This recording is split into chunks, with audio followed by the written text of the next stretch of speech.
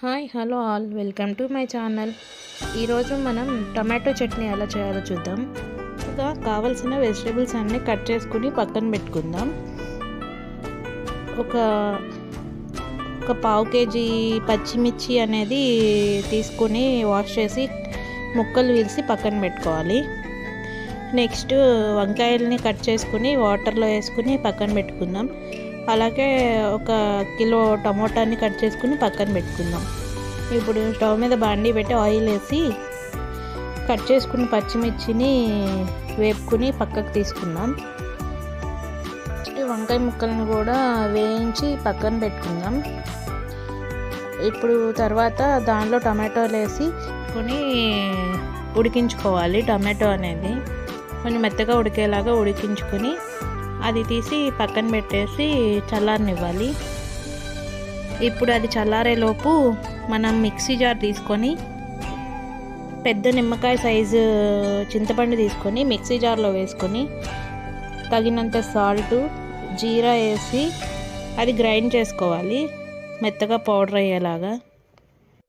ఇంకా ఇప్పుడు అది పౌడర్ అయిన తర్వాత దానిలోకి వెల్లుల్లి వేసి ఇంకొకసారి గ్రైండ్ చేసుకొని ఆ తర్వాత పచ్చిమిర్చి వంకాయ ముక్కలు వేసుకుని కొంచెం మెత్తగా అయ్యేలాగా గ్రైండ్ చేయాలి.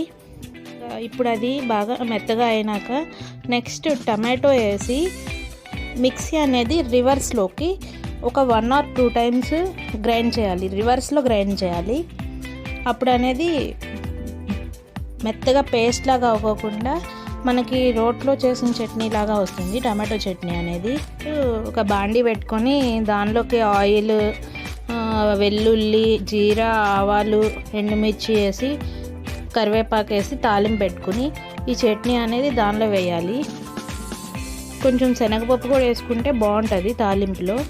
తాలింపు పెట్టుకున్న చట్నీని రైస్లో కానీ దోశల్లో కానీ చాలా బాగుంటుంది. దోశల్లోకి అయితే బెస్ట్ కాంబినేషన్ అని చెప్తాను నేను. ఒక్కసారి ఇలా ట్రై చేసి చూడండి. టమాటో చట్నీ అనేది చాలా టేస్టీగా వస్తుంది. ఈ చట్నీ అనేది దోశల్లోకి ఎంతమందికి ఇష్టమో కామెంట్ సెక్షన్లో కామెంట్ చేయండి. చాలామంది టమాటో ముక్కల్లోనే చింతపండు వేసి ఉడకనిచ్చి దాన్ని మిక్సీ చేస్తారు. అలా కాకుండా ఇలా ఒకసారి ట్రై చేసి చూడండి, చాలా బాగుంటుంది టేస్ట్. వీడియో నచ్చినట్లయితే ఒక లైక్ చేసి సబ్స్క్రైబ్ చేయండి. Thank you for watching. Please subscribe my channel.